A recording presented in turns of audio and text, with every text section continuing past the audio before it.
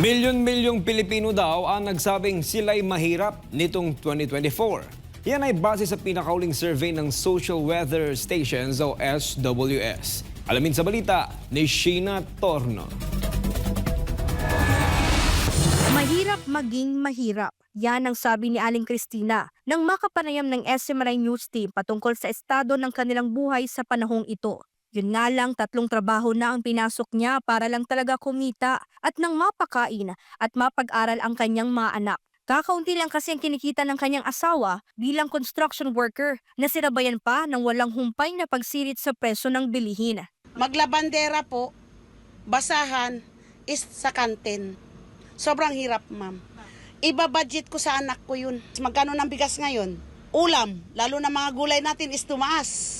Ricado natin, tumaas. Kuryente natin, tumaas. Tubig.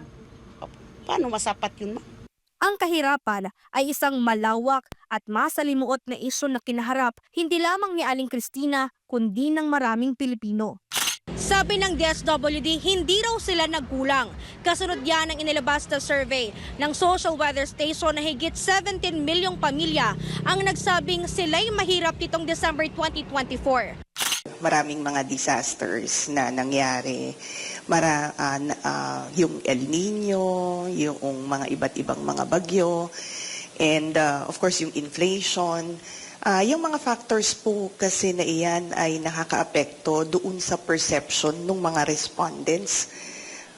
Doon sa nararamdaman sila ay nakakaramdam ng kahirapan. Ngunit para sa ilang mahihirap na Pilipino, hindi sila kontento sa ginagawang hakbang ng gobyerno para mapabuti ang buhay ni Juan de la Cruz. Sa pinakuring survey nga ng SWS, mas mataas ng 4 na puntos ang naitalang 63% itong December 12 hanggang 18 ng 2024. Kumpara yan sa 59% tong September ng kaparehong taon na katumbas ng 16.3 milyong pamilya.